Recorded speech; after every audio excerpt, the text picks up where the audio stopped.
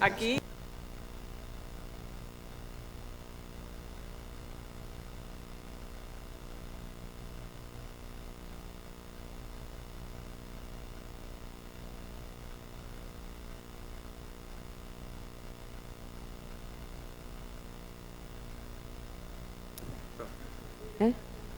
¿Sí? Sí. Vale. Parezco la cantante de una orquesta. ¿Y esto? El musillo. ¿Tiene por ahí algún? Lo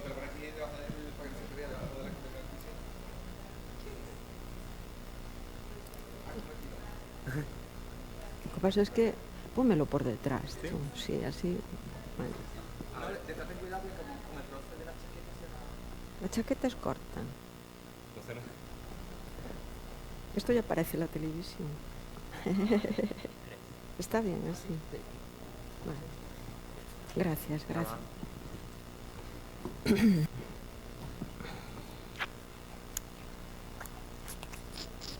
Buenas tardes.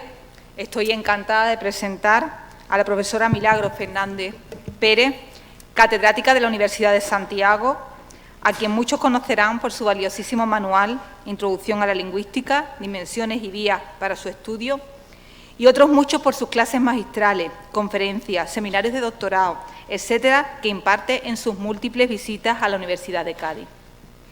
Milagros ha sido mi maestra, como lo ha sido de mucho de lo que hoy conformamos el área de lingüística general de esta universidad. Y por ello, por lo que la tenemos casi adoptada aquí, en Cádiz, en la ciudad, era de recibo, expresión que a ella le gusta mucho utilizar, que fuera la encargada de impartir la conferencia de clausura de nuestro congreso.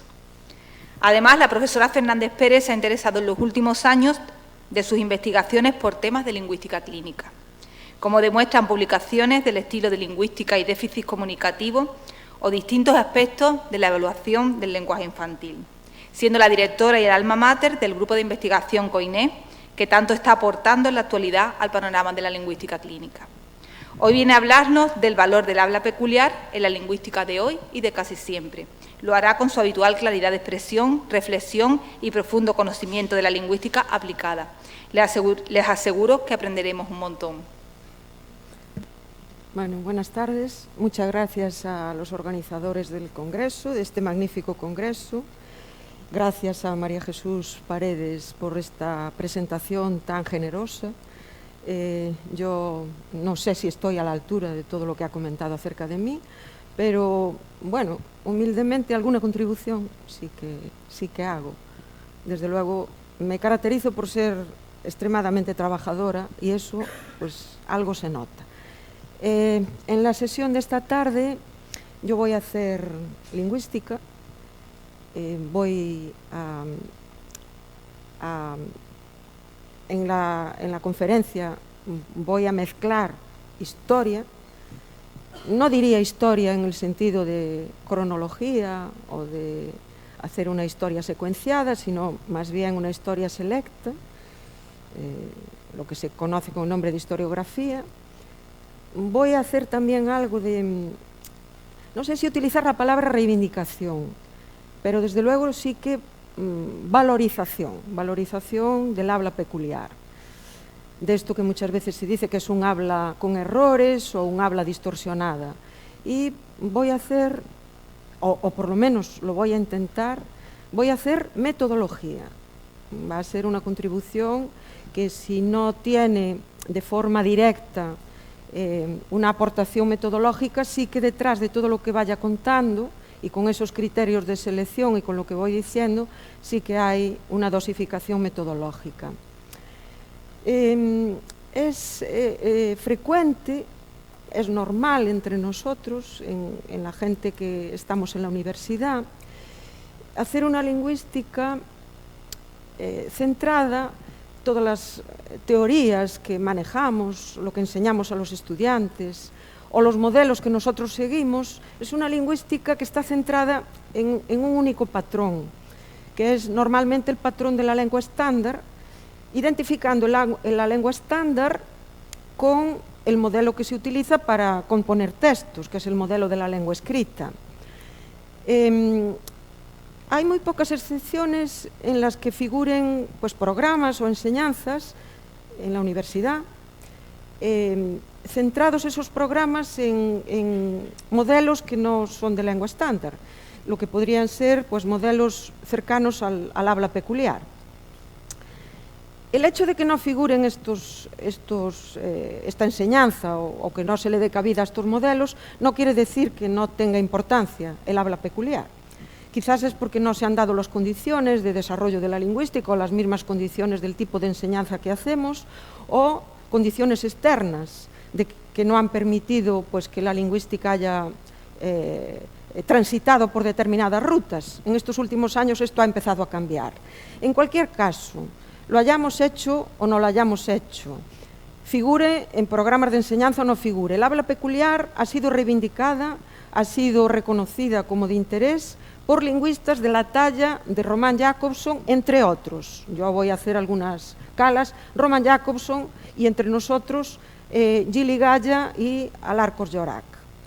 Vamos a ver, con unas citas muy pequeñas, muy cortas, lo que decía Jakobson ya en el año 56 acerca de lo que debiera cubrir un lingüista, de cuáles serían las tareas o las funciones que debe cubrir un lingüista. Dice el Jakobson que el lingüista o la lingüística se interesa por el lenguaje en todos sus aspectos, en todas sus dimensiones, el lenguaje en el acto, el lenguaje real, el lenguaje en evolución, el lenguaje que está emergiendo, es decir, el lenguaje en desarrollo por parte de los niños y el lenguaje en retroceso, el lenguaje en situaciones de merma. Esto ya lo decía Jakobson en el año 56. Es cierto que Jakobson es un autor, es un lingüista que apenas figura en programas de lingüística, en la enseñanza superior. No sé cuál es el motivo. Le hemos dado pues, cabida a Martinet, le hemos dado cabida a Saussure, le hemos dado cabida a la Escuela de Praga y, sin embargo, Jakobson únicamente ha tenido su sitio para cuestiones de fonología, no para cuestiones de lingüística general. Me parece a mí que es un autor que podríamos poner de moda, porque realmente se acomoda bien a lo que es la concepción de la lingüística en estos momentos, que debe ser una concepción integral, que dé cabida a la parte semiótica, a la parte cognitiva y a la parte social. Un segundo autor que mencionaba antes, al que me refería antes, ya un autor de nuestra tradición, Samuel Gili Gaya, que es un autor además caracterizado por ser académico. Esto lo incluyó en su discurso de entrada en la academia, lo cual resulta todavía más llamativo, y se dedicó a la sintaxis, ¿no? O sea, el aparato formal de la lengua. Y sin embargo, decía Samuel Gili Gaya en el año 61, llamando la atención en la importancia del habla peculiar en esa situación de emergencia a la que aludía Jakobson, el habla de los niños, el habla peculiar de los niños, decía: la palabra infantil no debe ser mirada como un simple esbozo, no es la antesala de algo más perfecto que vendrá después, sino como un decir estructurado y valioso de por sí. Este subrayado lo hago yo. Tiene importancia atribuirle valor intrínseco, valor inherente, por su estructura y por su relevancia al habla infantil. Lo decía Gili Gaya ya en el año 61. Y otro autor entre nosotros, en nuestra tradición, Emilio Alarcos Llorac, también académico, en el año 68 publicó un trabajo sobre la adquisición del lenguaje por el niño y, entre otras cosas, él trataba de conjugar la parte sincrónica con la parte evolutiva y decía que es necesario contemplar en el lenguaje del niño el funcionamiento sincrónico de los elementos constitutivos de la lengua infantil, de manera que con esto también le atribuía valor de sistema, valor ordenado, valor regular. En otras palabras, Alarcos pensaba, y pensaba bien, que en el lenguaje infantil, aun siendo habla peculiar, hay gramática. No es la gramática de la lengua adulta, pero sí que es una gramática. Hay un sistema bien ordenado al que hay que atender. Bien, hemos hecho una lingüística, como decía al inicio, hemos hecho una lingüística que se ha centrado en la gramática del sistema, en la gramática de la lengua estándar como modelo de la lengua escrita. Hemos hecho una lingüística con reglas que son reglas categóricas, reglas muy drásticas, y al final tenemos un único modelo, o modelos, aunque sean varios, pero siempre son modelos monolíticos, no son modelos dinámicos, modelos instantáneos, no son modelos que permitan contemplar cambios, cuándo realmente tenemos que actualizar esa lingüística. La lingüística moderna, la lingüística de hoy, la lingüística del futuro tiene que mirar a los usos comunicativos, tiene que mirar al manejo del habla en la realidad, tiene que dar cabida a reglas que pertenezcan a distintas variedades y, desde luego, tenemos que empezar a elaborar, y de hecho los hay ya, modelos diversos y modelos que sean sobre todo dinámicos. Es decir, la lingüística actual, para darle cabida al habla peculiar, tiene que ser una lingüística del habla, tiene que ser una lingüística inevitablemente del corpus y tiene que ser una lingüística comunicativa. Siempre la comunicación para poder abordar lo que son las realidades, no trabajar sobre conjeturas. Realmente la lingüística del habla es una lingüística que tiene asiento ya en personalidades de prestigio, en lingüistas que tienen solidez, como puede ser el caso, yéndonos a lo que podría ser el inicio del interés por las variedades, yéndonos a Labov, a William Labov, al campo de la sociolingüística. Él ya hablaba de modelos sociolingüísticos, o sea que reconocía pequeñas gramáticas dentro de las distintas variedades de los registros sociocomunicativos y pues en la lingüística más cercana a nosotros, sin necesidad de retrotraernos a los años 60, a los años 70, está la figura de Gibbon. De Gibbon es el lema, es la frase, es el enunciado que reza y que a mí me parece que es el apropiado. El discurso de hoy es la gramática del mañana. Las gramáticas las estamos construyendo continuamente con las reglas que manejamos en el discurso. De manera que hay que estudiar las producciones reales, hay que estudiar el discurso para poder enfrentarnos o encontrar esas reglas. Y esto inevitablemente nos lleva a la lingüística de campo, a lo que en la actualidad se llama lingüística de corpus. La lingüística de campo hoy no se hace a base de cuestionarios en papel, cubriendo huecos, sino recogiendo muestras, recogiendo producciones.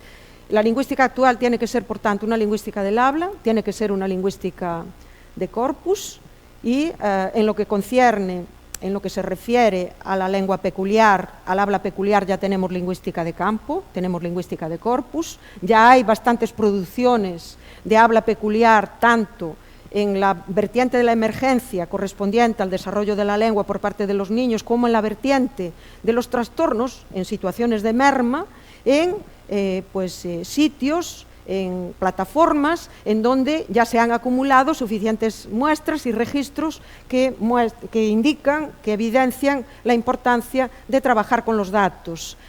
Voy a destacar algunas plataformas, algunos lugares en donde nos podemos encontrar con esos repertorios, con esos inventarios de muestras reales. El más conocido es el sitio Childes, el sitio gestionado por Brian McWhinney, en donde tenemos habla peculiar de niños y tenemos también un apartado importante dedicado a la parte clínica.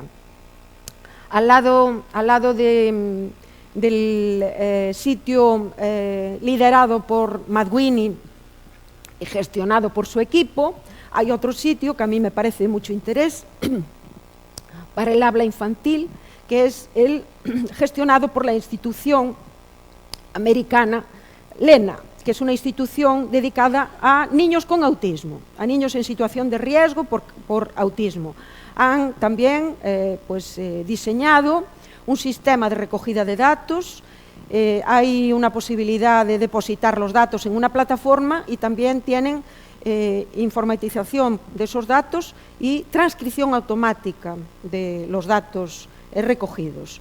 Y finalmente, al lado del Childes y del sistema Lena, voy también a mencionar otro modo, que es un modo más llamativo, el que lleva adelante un investigador americano que está en el MIT, que es Deb Roy, que defiende la idea de que hay que grabarlo todo. Para recoger suficientes muestras y tener evidencia que dé soporte a las gramáticas infantiles, hay que grabarlo todo. Ahí tenemos el diseño de la cámara, que es una cámara multiespacial, que va recogiendo todo lo que ocurre en el ámbito familiar y haciendo las grabaciones del niño en casa, en el contexto familiar.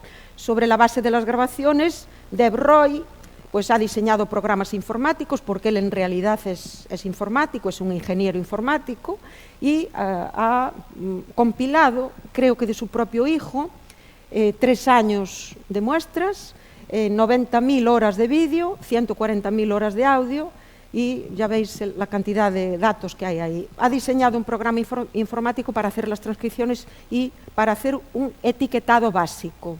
Bueno, tenemos, por tanto, un avance interesante desde el punto de vista tecnológico que permite que la lingüística se actualice y trabaje con producciones reales, que dejemos de cultivar una lingüística excesivamente hipotética, conjetural y que trabaje únicamente con unos cuantos ejemplos que además se van repitiendo de unos autores a otros. Lingüística llamada de corpus. Así, de esta manera, podemos darle el valor y la relevancia que realmente conviene al habla peculiar, porque con estos datos, con estos repertorios, podemos hallar gramáticas. En tercer lugar, la lingüística actual tiene que ser una lingüística comunicativa.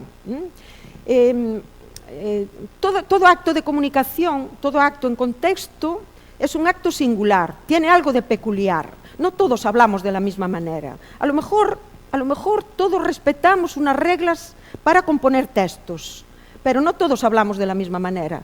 De forma que cualquier acto comunicativo, no solamente el habla infantil o el habla mermada, es comunicación singular. Toda comunicación tiene algo de peculiar. Para que haya comunicación tiene que haber una intención, tiene que haber la vertiente expresiva, intención, y tiene que haber una repercusión. Si no hay repercusión en los oyentes, puedo yo estar hablando aquí toda la tarde y no decir nada.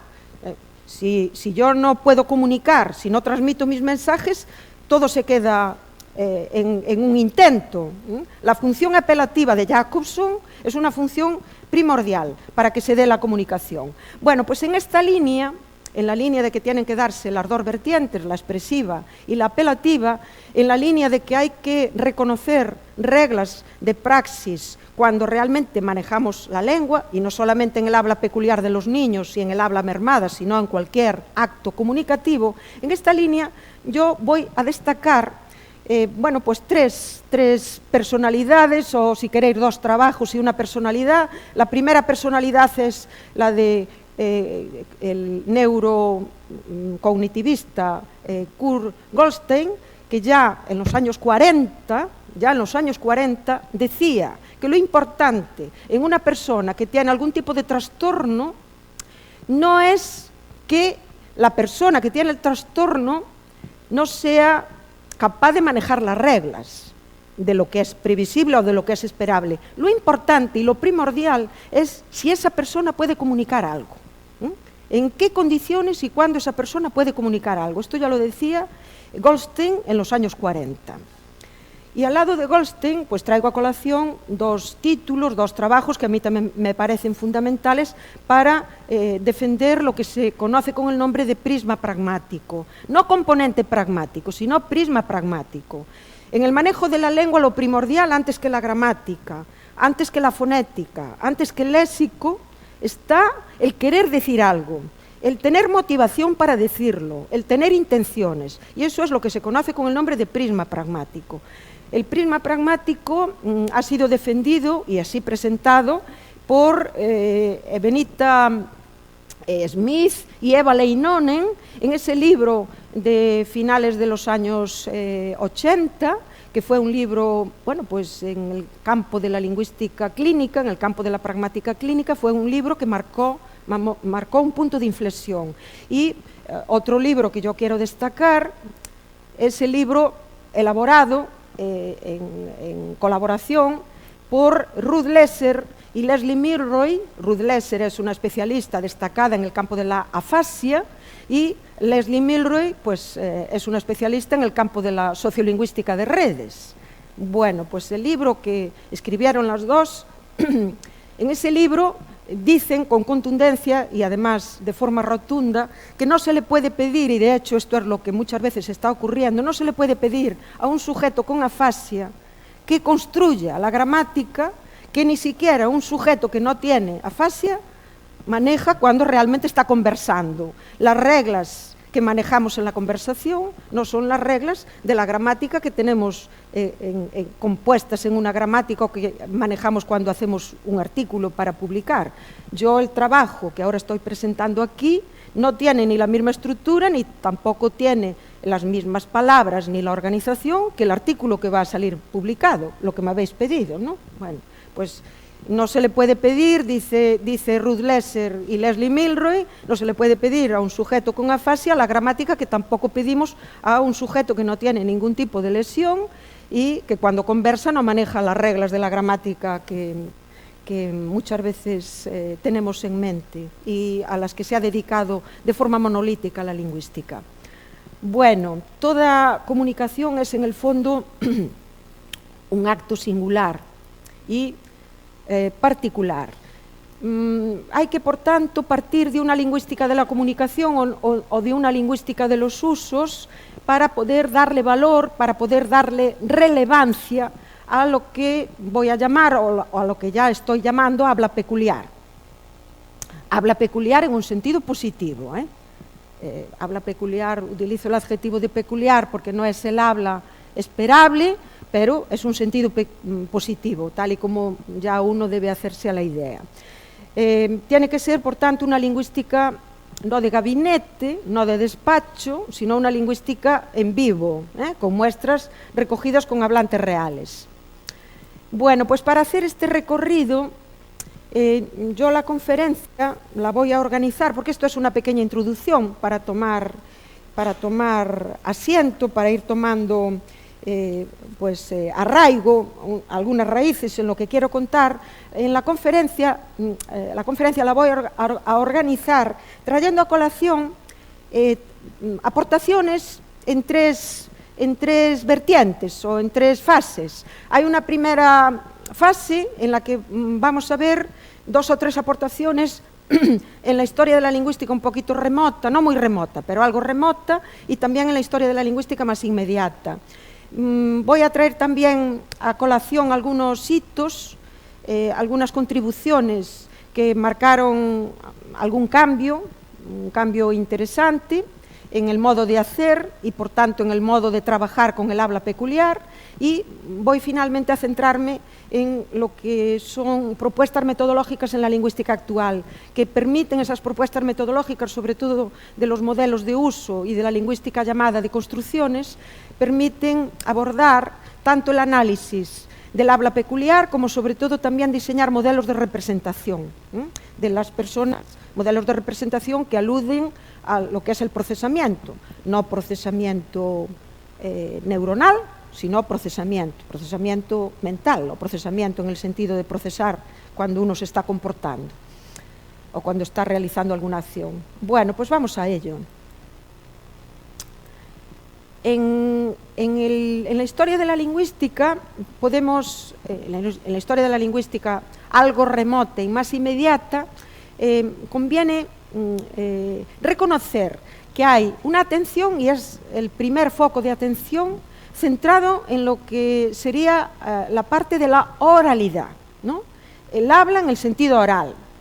Hay, en las primeras aportaciones hay un interés sobre todo por dislalias o por problemas que tienen personas que no hablan porque no tienen la capacidad de audición, en el caso de personas sordas.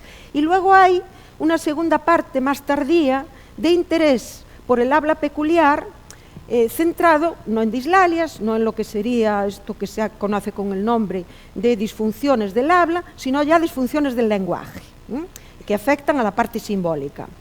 Entonces, vamos a ver las primeras aportaciones que están más centradas en lo que es la parte de la oralidad o la falta de oralidad porque hay un problema de audición, el caso de personas sordas. Y solo después veremos de qué manera se le ha prestado atención al habla peculiar, en el caso de disfunciones, teniendo en cuenta disfunciones de tipo simbólico, no considerándolas como errores, sino como fuente de atención con el valor intrínseco, con la relevancia intrínseca que debe corresponderles.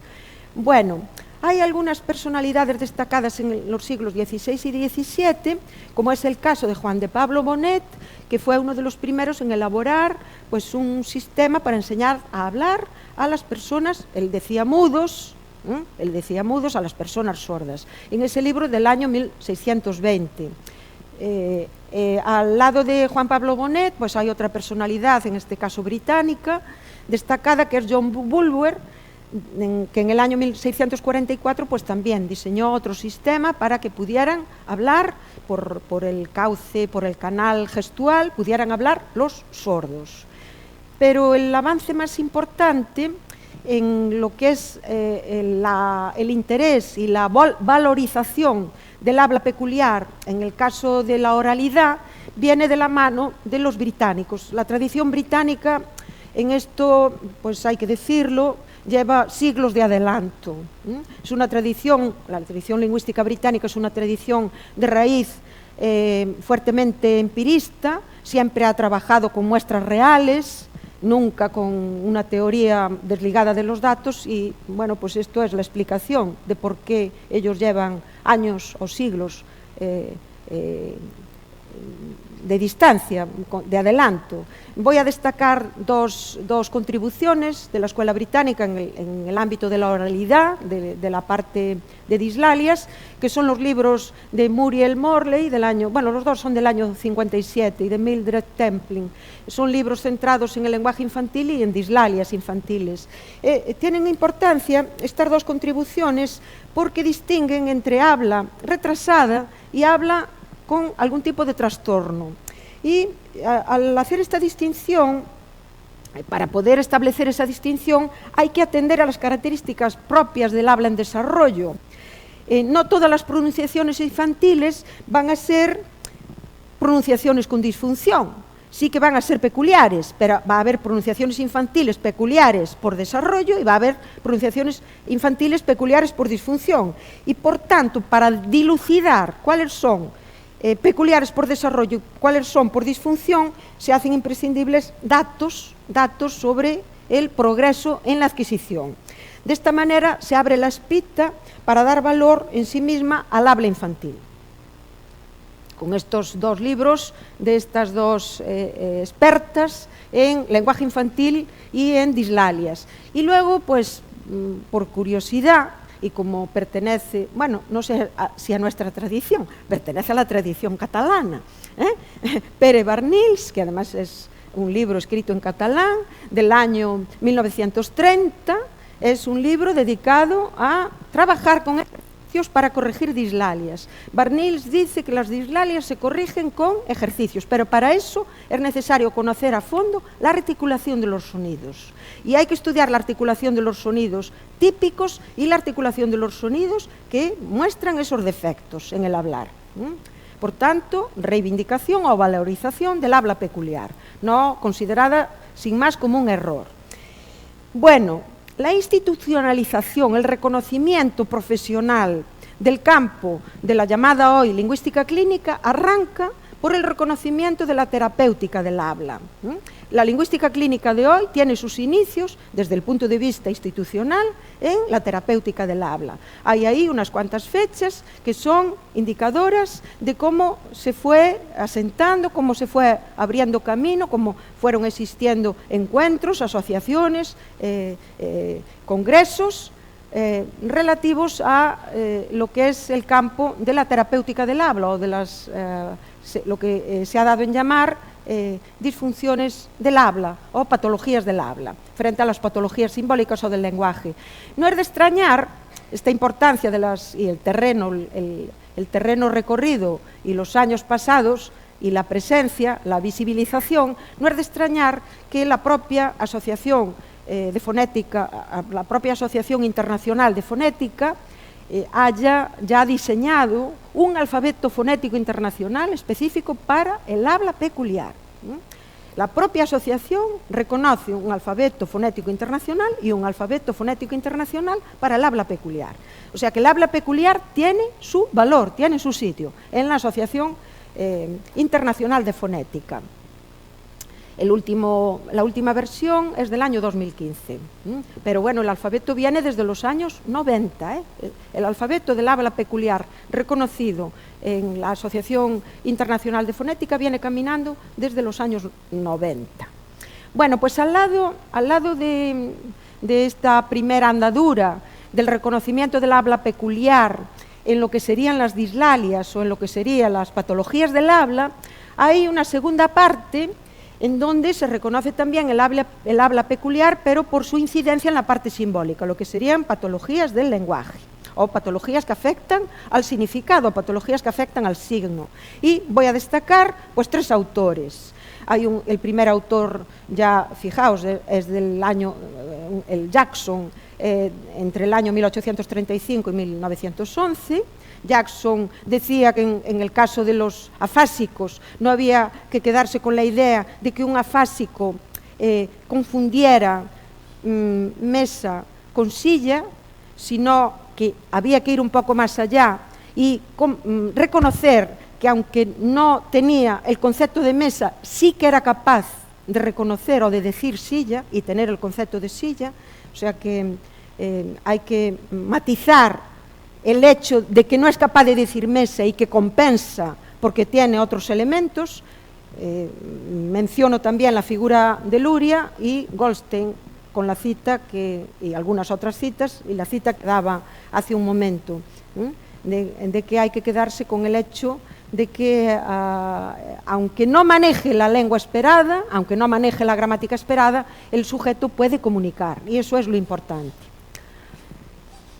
En la lingüística de hoy, hemos hecho un pequeño recorrido por la historia de la lingüística. En la lingüística de hoy, el habla peculiar tiene atractivo porque permite trabajar en el campo de la lingüística, permite trabajar con otras categorías, con otras unidades, permite trabajar con otros planteamientos que no se corresponden con aquellos a los que estamos habituados.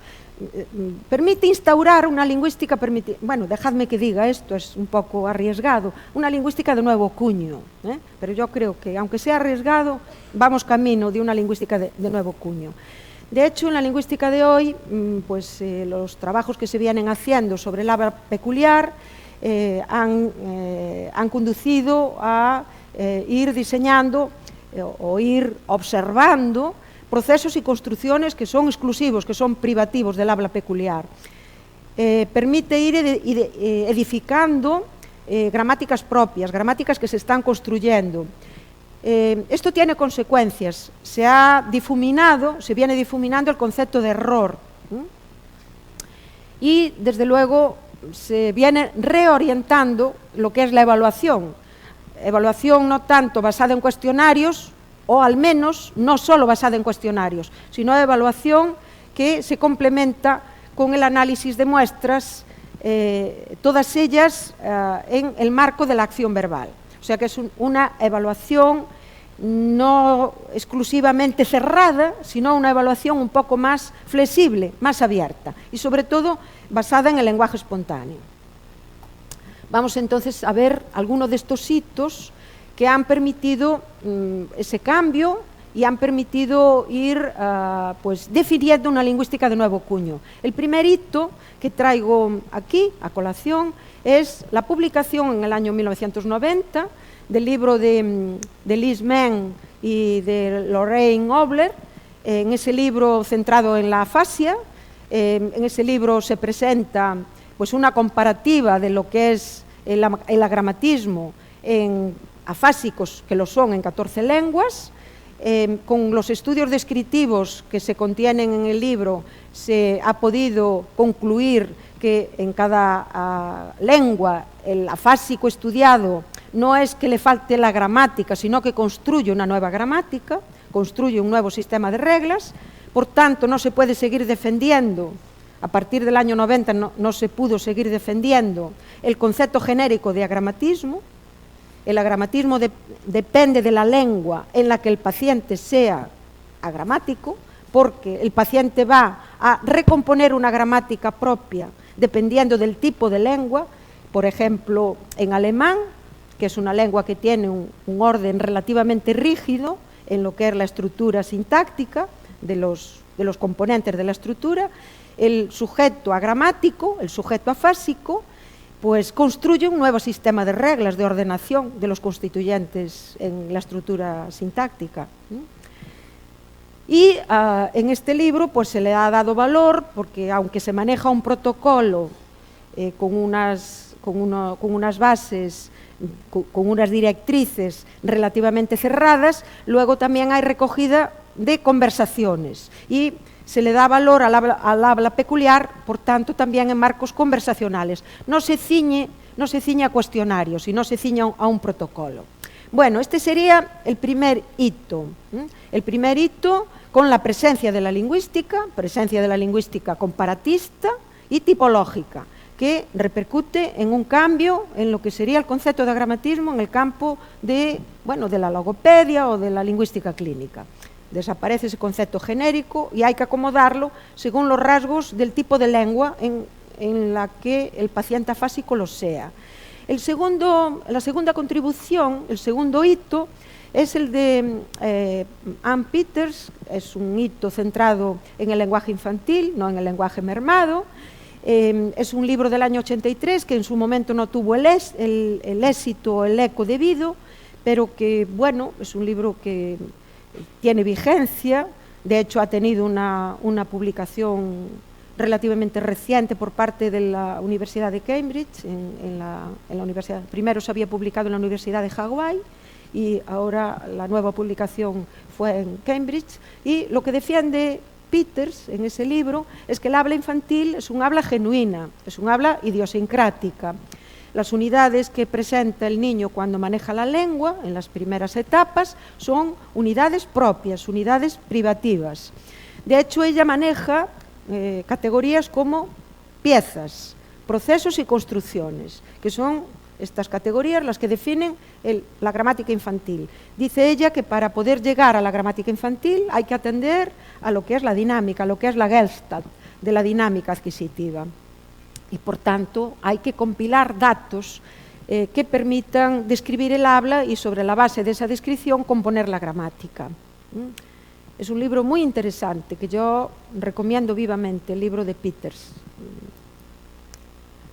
Y bueno, no por mencionarlo en último lugar, es menos importante. El macroproyecto de Slovin sobre el desarrollo de la lengua en perspectiva interlingüística, en perspectiva interidiomática, ese macroproyecto en el que se trabajó desde el año 1985 al año 1997, pues también es indicador del valor que se le empieza a atribuir al lenguaje infantil en cada una de las lenguas. Son 15 lenguas tipológicamente variadas en las que pues, diferentes investigadores han aportado datos sobre el desarrollo de la lengua en cada uno de estos contextos.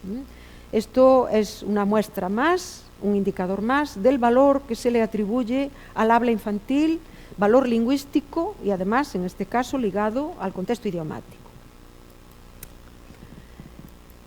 Bueno, yo decía hace un rato que iba a ordenar la conferencia primero haciendo un pequeño recorrido por lo que es la historia de la lingüística, yendo a personalidades más o menos remotas o más o menos cercanas.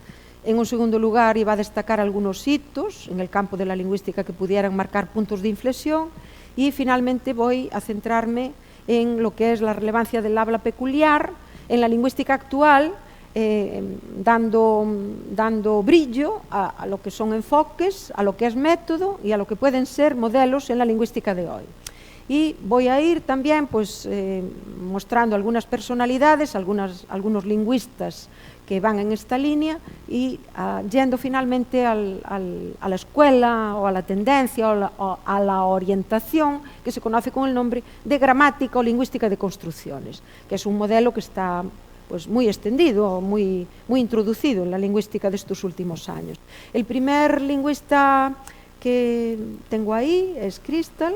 Es un lingüista de amplio espectro, tiene una visión integral de lo que es el lenguaje, ha hecho recorridos por diferentes zonas y vertientes de la lingüística, y desde luego es, digamos que, uno de los padres o uno de los lingüistas dinamizadores de la lingüística clínica. No podemos olvidarnos de Crystal en el campo de la lingüística clínica. Bueno, pues en este librito del año 80 ya decía Crystal que el lingüista, cuando se enfrenta con los trastornos de la comunicación, tiene la función, tiene el trabajo, tiene el objetivo de reconstruir el puzzle para definir, para encontrar la gramática del paciente.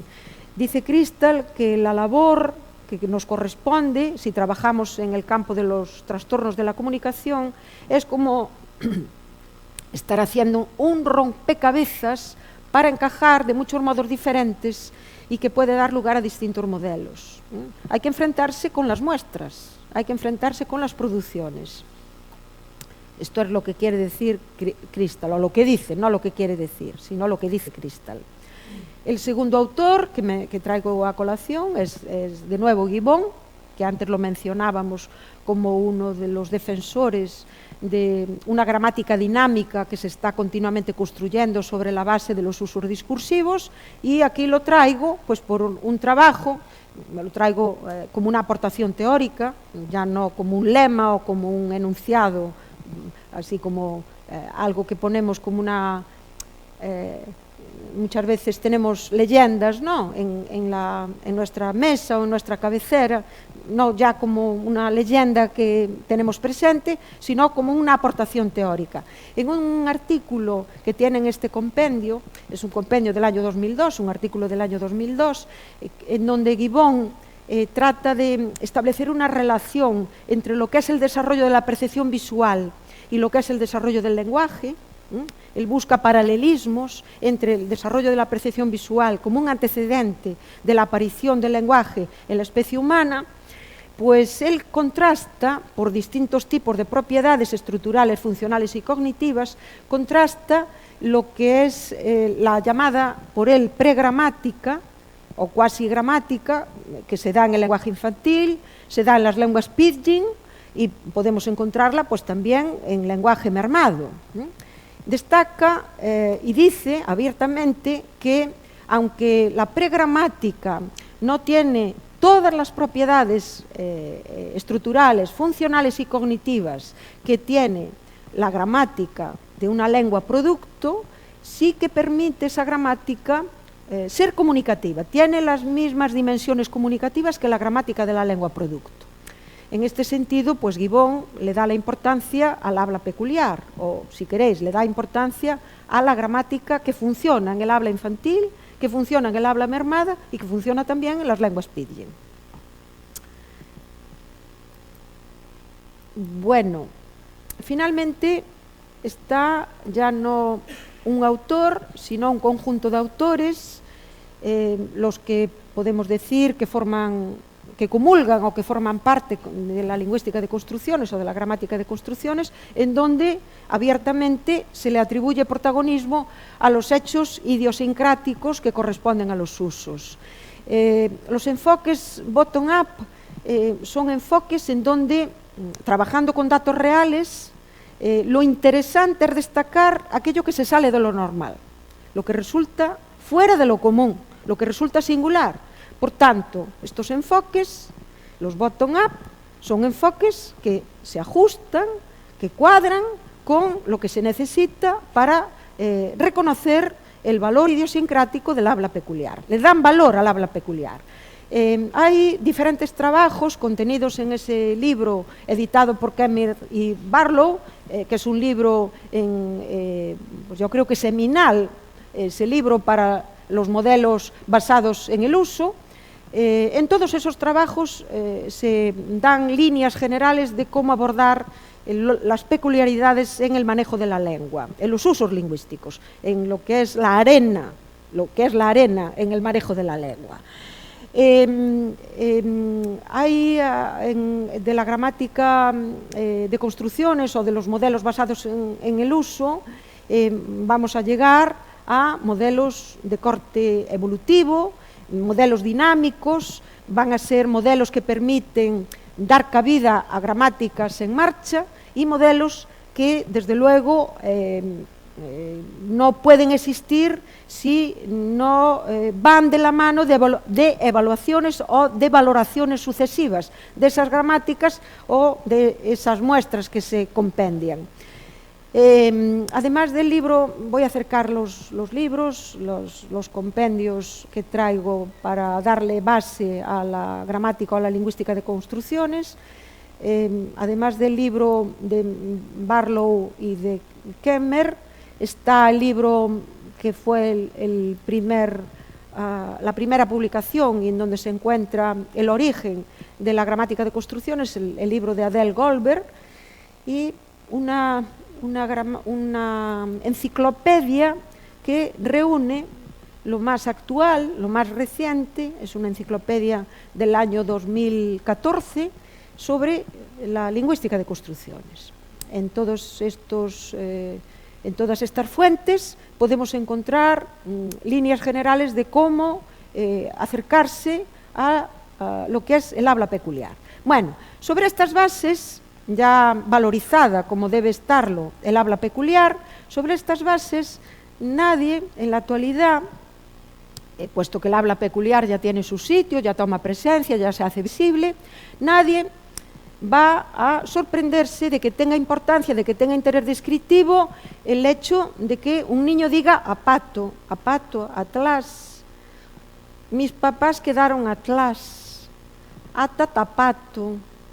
Nadie va a sorprenderse de que un niño diga toma, toma, cuando está pidiendo algo, o tae cuando quiere dar algo, toi, a ver esto, a ver esto, vamos a ver esto. Senta aquí.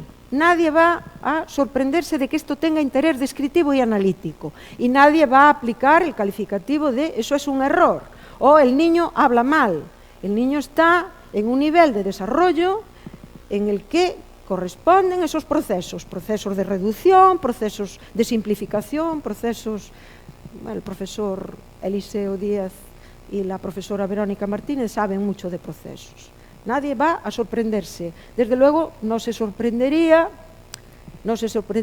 y aquí está la base de lo que estoy comentando, no se sorprendería Pamela Grunwald, esta estudiosa británica que en su momento, ya en los años 80, estudiaba los patrones de desarrollo basados en procesos, patrones de desarrollo fónico basados en procesos, y no se sorprendería en la actualidad, pues la profesora Marilyn Beeman, que también trabaja sobre desarrollo fonológico, desarrollo fonético y fonológico, y ella, en lugar de utilizar patrones, habla de templates, ¿no? Los templates en diferentes fases, en diferentes etapas, van desarrollando los niños. De manera que el lenguaje infantil no es un error. En el lenguaje infantil hay que olvidarse de la etiqueta de error. Bueno, pues de la misma manera que no se sorprendería de estos procesos en la dimensión fónica, tampoco se sorprendería, Tomasello no se sorprendería de que un niño diga, miré en un caballo, pony, miré en un caballo, mi papá trabaja en las vacas. No se sorprendería de estas técnicas de corta y pega. Los niños van depositando lo que es la estructura argumental correspondiente a un predicado, la estructura argumental más frecuente, y luego los huecos funcionales los cubren con cualquier segmento, lo que se conoce con el nombre de técnica de corta y pega. Así las menciona, o así las denomina Tomasello en dos de sus libros que, bueno, he colocado ahí para que se sepa dónde está la fuente o dónde está la base de todo lo que estoy comentando. Técnicas de corte y pega con los predicados que se van asentando. Bueno, pues en la misma línea que en el lenguaje en desarrollo, habla peculiar en desarrollo, tampoco nadie se va a sorprender del habla peculiar, de darle valor, de darle relevancia, de darle importancia al habla mermada, a situaciones de trastornos en, bueno, casos diafásicos o en otros casos. Yo ahí traigo algunos ejemplos de casos diafásicos ilustrados, tomados o bien del libro de Patología del lenguaje de Cristal o de algún libro del grupo de Beatriz Gallardo, de Valencia. Son ejemplos tomados de allí.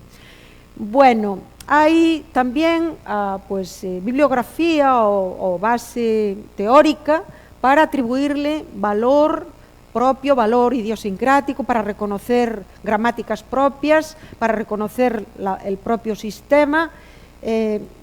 Por ejemplo, esta obra magna, esta obra capital, una obra sorprendente, una obra de chapó, no hay mucho más que hacer en trastornos del lenguaje, en etapa infantil y hasta la adolescencia. No hay mucho más que hacer más allá de este libro de Rea Paul. Yo estoy casi convencida o segura de que no es solo obra de Rea Paul, es algo excepcional, fuera de lo común. Ahí está todo. Planteamientos evaluativos no a base de cuestionarios, sobre todo con niños, sino de tipo flexible, con recogida de muestras y con plantillas que se ofrecen en la misma obra de Rea Paul, con plantillas que permiten después valorar esas muestras y comprobar los requisitos evolutivos que corresponden en cada caso. Bueno, pues al lado del libro de Rea Paul voy a destacar también en esa línea en la que se borra el concepto de error, o por lo menos se difumina y se da cabida a la necesidad de estudiar en lo que tiene de sistemático y regular el habla peculiar, el libro de John Miller. Bueno, Miller y Rea Paul, que es en este caso un sistema también abierto y flexible de evaluación de la comprensión.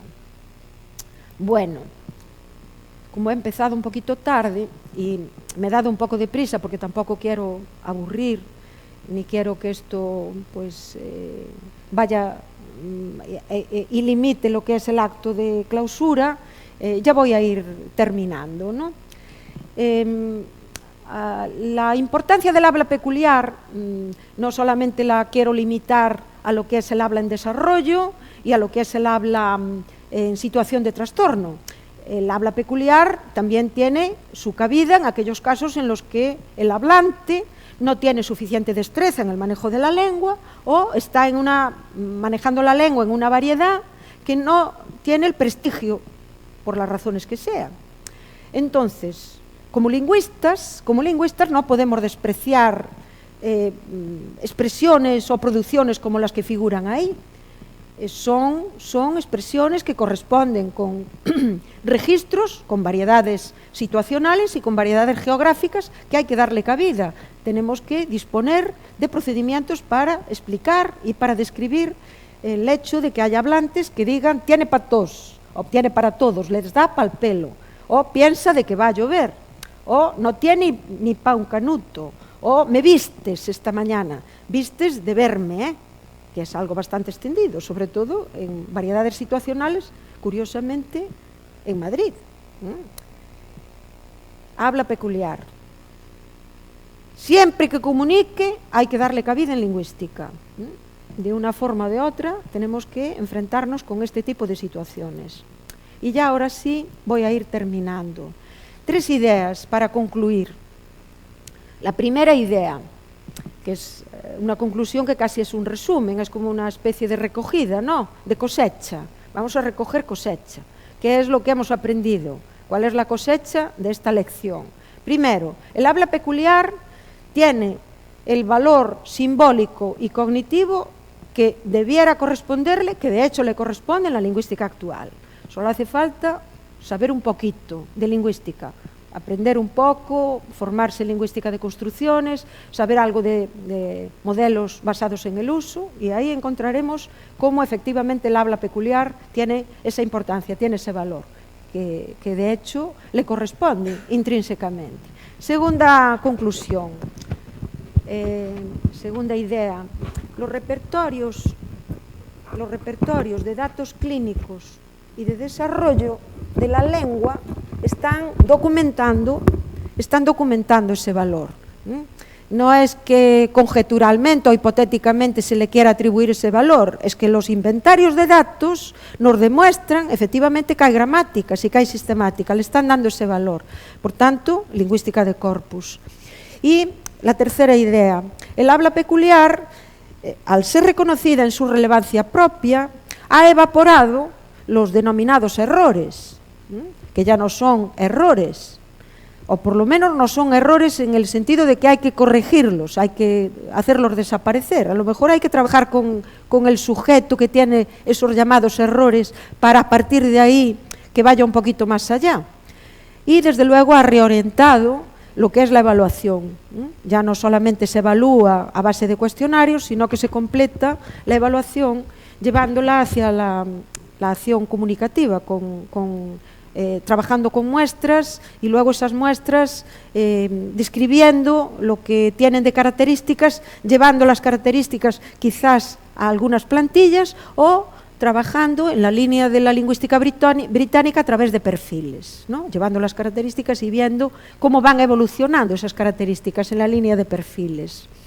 Bueno, pues con estas tres ideas yo voy a dar por cerrada la comunicación y lo que ha sido pues mi deseo de haber aportado algo y mi intención de haber comunicado. Muchas gracias.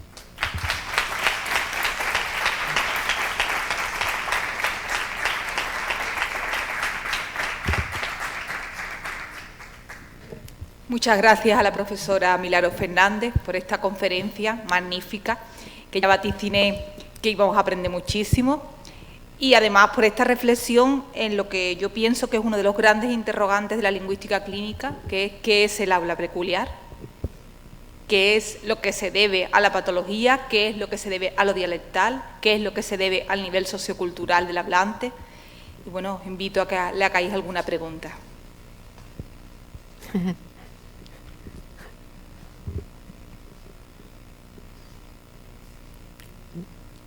Ya es un poco tarde.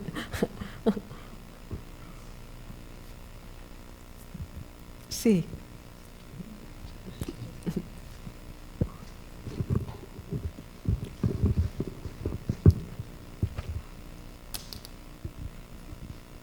Bueno, se oye.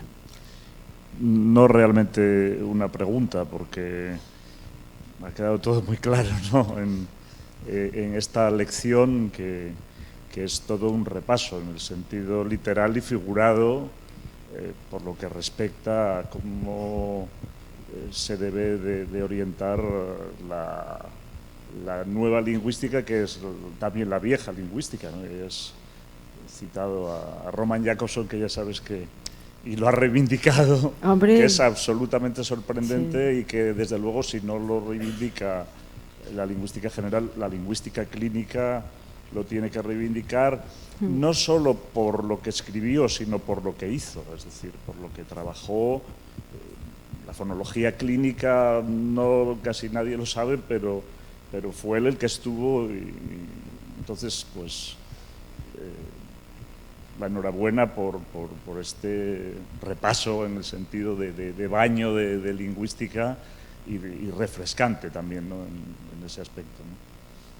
Así que muchas gracias y me lo he pasado muy bien. Gracias, Eliseo. Yo ya sé que tú eres fan. No, pero bueno, pero no suelo tener intervenciones de este tipo y en este Gracias, tono. gracias. Me ha gustado mucho por la forma también y sobre todo por el fondo y el trasfondo, así que quería hacerlo constar. Gracias. Bueno, Eliseo y yo somos muy amigos, porque aparte de colegas profesionales que hablamos mucho de libros y de temas profesionales, somos amigos, nos entendemos bien.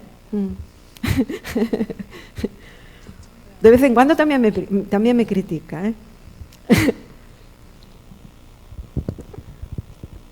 ¿Alguna pregunta más?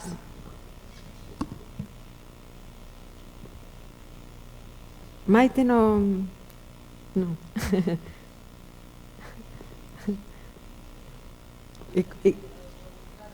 Vale. Ya. Bueno, ya sabes. Sí.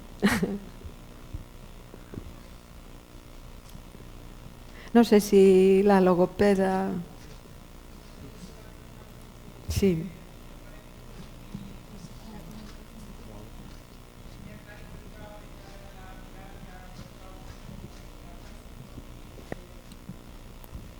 Me clarifica un poco cuando trabajamos con pacientes con afasia, el que cuando trabajamos en la terapia no buscamos un lenguaje normal, sino un lenguaje que sea funcional para él, es decir, que le permita comunicarse. Y esta es una perspectiva que no siempre la tenemos en cuenta. Tratamos de trabajar que diga frases cuanto más largas mejor, cuanto más completas mejor, cuanto más vocabulario mejor. Y sí que es cierto que el objetivo último de la rehabilitación es que logre una comunicación que sea funcional, que sea efectiva. Por lo tanto... en la línea de Goldstein y, sí. de Ruth Lesser. Sí, me ha encantado. Vamos. Vale, gracias.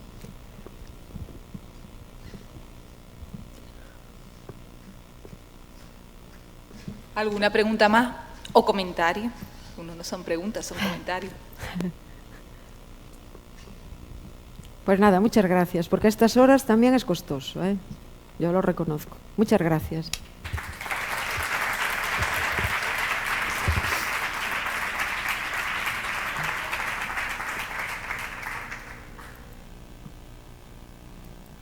Bueno, pues voy a pasar ya brevemente a la clausura del Congreso.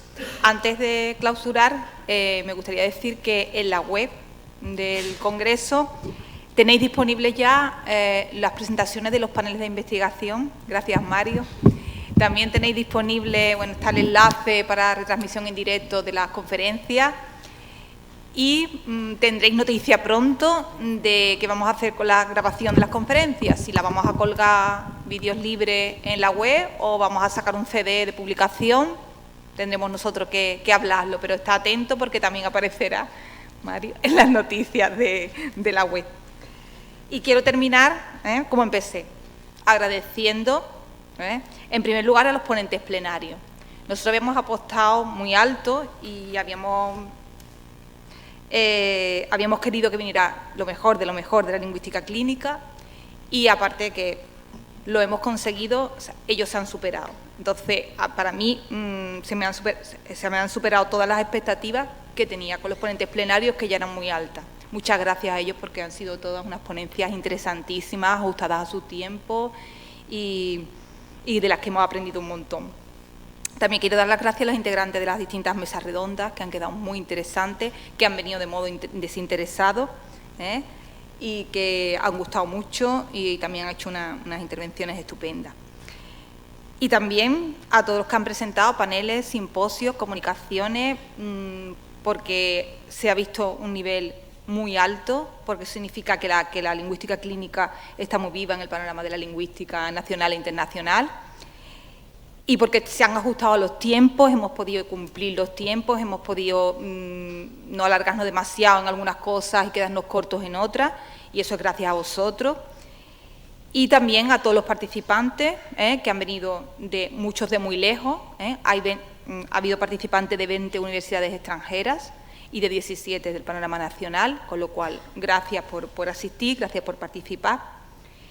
Y, por supuesto, a mi equipo, al equipo del Gabinete de Lingüística Clínica, al director del ILA, Miguel Casa, a todos los que han hecho posible que esto se desarrolle así, se desarrolle bien, se estructure de esta forma, de la misma forma que lo teníamos pensado y nada más. Y eso de agradecimientos ya termino y me encanta terminar con una gran noticia que tengo que darle. Y es que el 6º Congreso Internacional de Lingüística Clínica, que tendrá lugar en 2021, recordad que es trianual, se va a celebrar en la Universidad de Santiago de Compostela. Tenemos aquí a su presidenta y a el grupo COINE. Así que enhorabuena y mucho ánimo para la organización. Y nada más, gracias a todos.